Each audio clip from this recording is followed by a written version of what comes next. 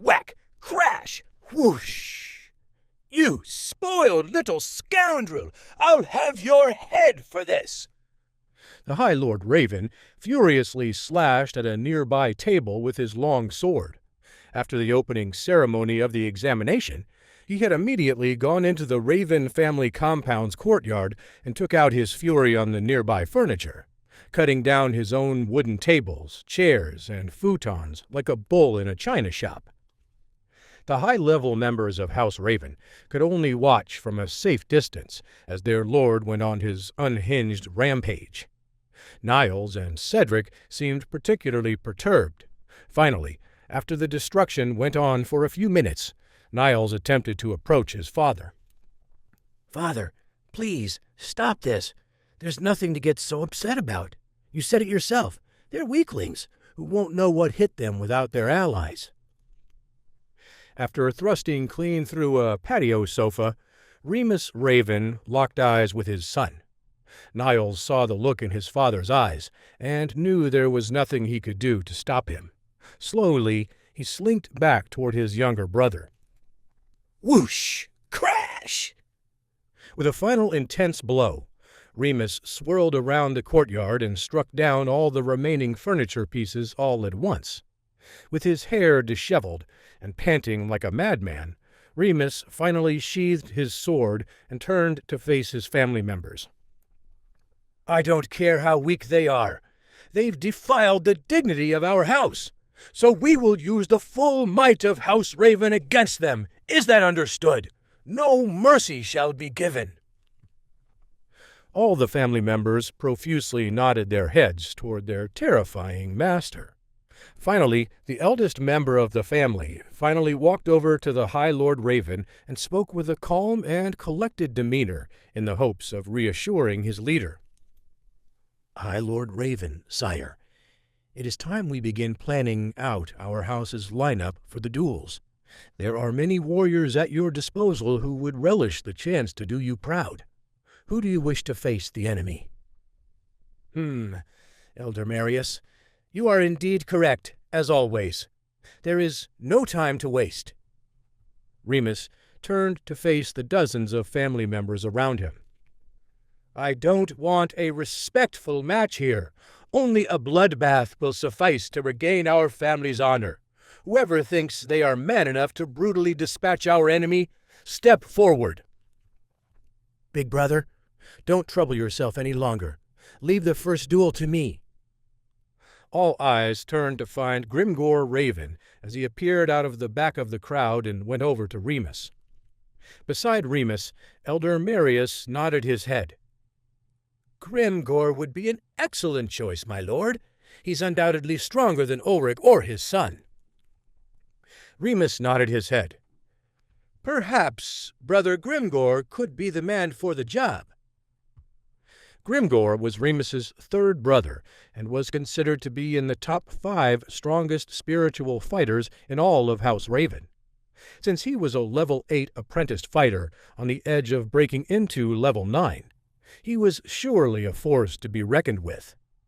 Out of hundreds of family members, he was only weaker than the 2 strongest elders, Marius and Colm, and his 2 elder brothers, Claudius and Remus.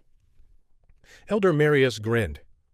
"As far as we know, Lord Hayfield is nearly equal in power to Grimgor, if not lower. Even if Ulrich somehow managed to emerge victorious, he'd be severely weakened. But if they send up Ulrich's son, well, I don't think Grimgor would have any issues taking care of things." Grimgor scoffed. "If it's that boastful little toad, I'll tear him apart in a matter of moments. He's only a child, after all. Please, brother, let me go first. I swear, I'll make them suffer." Remus smiled, won over by his youngest brother's bloodlust. "Very well, then.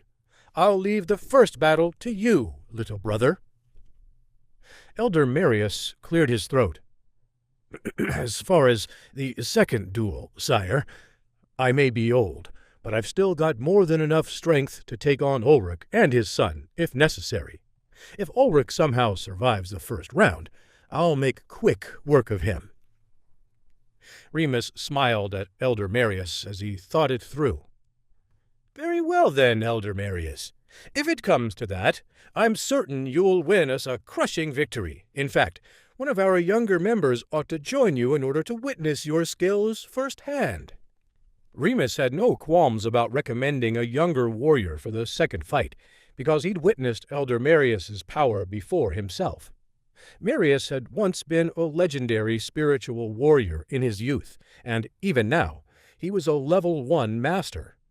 Remus himself trained secretly with Elder Marius almost every day, and only the family elder knew that Remus was actually already a master level 3 warrior. Niles stepped out of the crowd once more and knelt before his father and Elder Marius.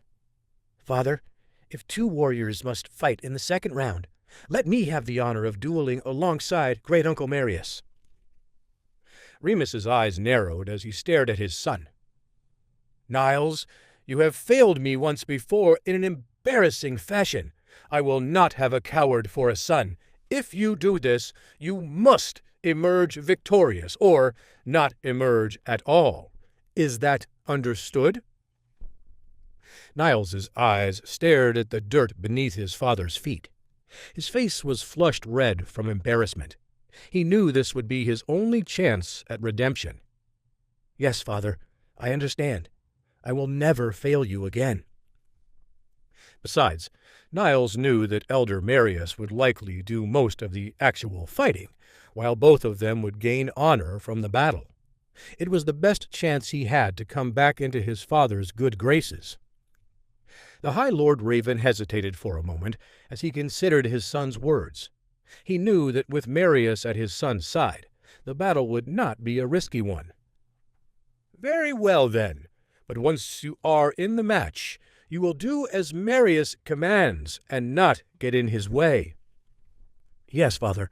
I swear my actions will make you proud." Grimgor chuckled at his young nephew's words. He couldn't help but playfully ruffle Niles's hair. "Young Niles' words are worthy of praise, but the chances of any of you seeing combat aren't very high. It's far more likely I'll finish off both father and son in a matter of minutes." The High Lord Raven nodded his head solemnly. "I do hope you're right, but until I have their heads on spikes, I'll not hold back in the slightest. We must be fully prepared to face them." Remus turned out towards the crowd once more and scanned it for the men he wished to see. "If Lord Hayfield somehow makes it into the 3rd round, I shall face him myself, along with Elder Colm and my second brother, Claudius." Shouts of approval came out of the crowd as Elder Colm and Claudius Raven approached their leader. Elder Colm simply smiled sinisterly towards the High Lord, while Claudius addressed his brother loud enough for all to hear. "No matter what happens, brother, I shall stand by your side as we might our cocky foes off the face of the earth." The High Lord Raven grinned as the courtyard shook from the confident cheers of his men. Finally, he was ready to face the Hayfields head-on. Nathan frowned as he did his best to focus on praying up to the heavens on his hotel room balcony. Lately, he'd felt a bit spiritually disconnected, and he'd struggled to maintain his attention. Thoughts of his mother's murderer and the upcoming duels swirled endlessly around in his mind. Although still Nathan felt confident in his abilities, he had no real way of concretely knowing just how powerful his enemies were. Rumors always abounded throughout the city regarding warriors' power levels, but those statistics were just talking. There was no way to confirm just how powerful the High Lord Raven truly was. He'd also been having trouble sleeping at night, and his dreams were full of bloody scenes where his family was killed or captured because he didn't have the strength to stop it. Due to all of this, Nathan spent every waking moment training physically, practicing the power of Asura, soaking in elixir, or praying to the heavens. He had hoped to break past Master Level 6, but instead he felt stuck there. as if he'd reached a bottleneck in his training. The thoughts of breaking through this blockage inspired him to push on mercilessly throughout the day, sometimes even skipping meals. Birds chirping. A bird landed on the balcony railing beside Nathan, breaking his concentration. Nathan sighed and stood up. He rubbed his eyes and yawned. Damn it. Come on, body. Break through into level 7 already. I can feel I'm close to growing stronger, but somehow it's just outside of reach. Nathan closed his eyes once more and took a deep breath. As soon as his shoulders began to relax, Amelia's voice boomed out from inside the hotel room. Nathan, come quickly! Immediately, Nathan opened his eyes and raced into his room, only stopping to grab his sword on the way to meet Amelia in the hotel hallway. What's going on, Amelia? What is it? Amelia pointed down the hallway to where Sir Ian Lightstone leaned against a wall. It's Sir Ian Lightstone. I think he might be a bit drunk. Nathan's face morphed into a puzzled expression.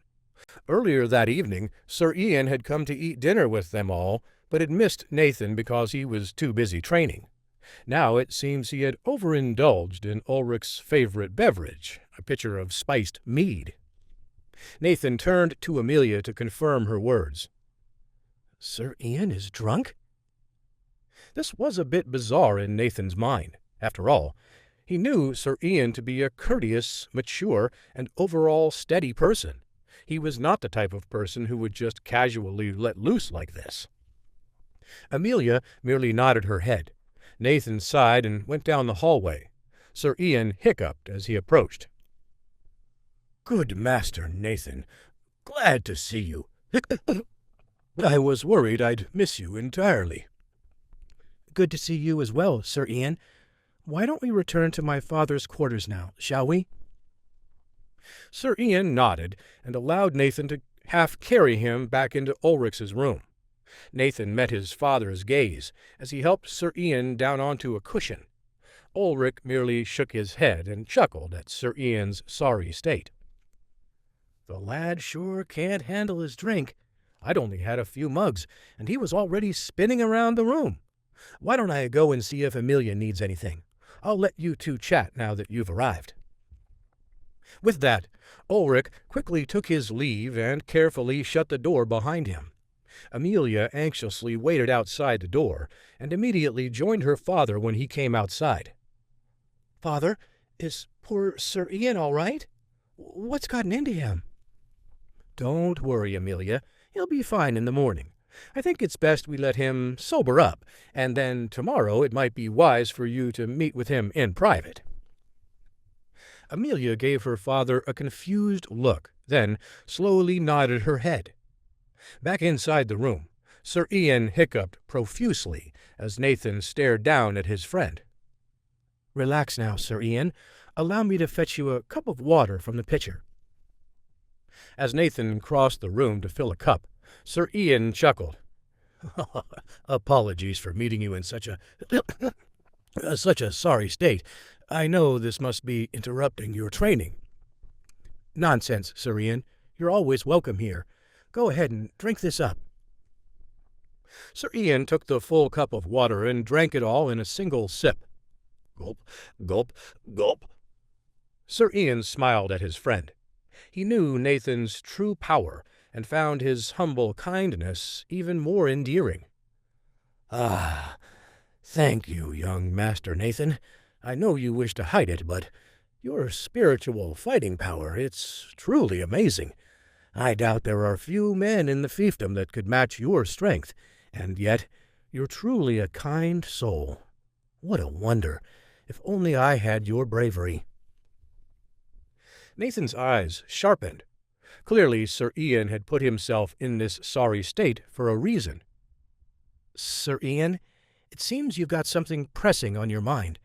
If it's all right with you, why don't you share it with me?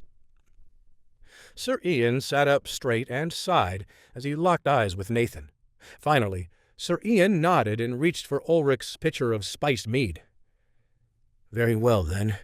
But you're going to want to take a drink first.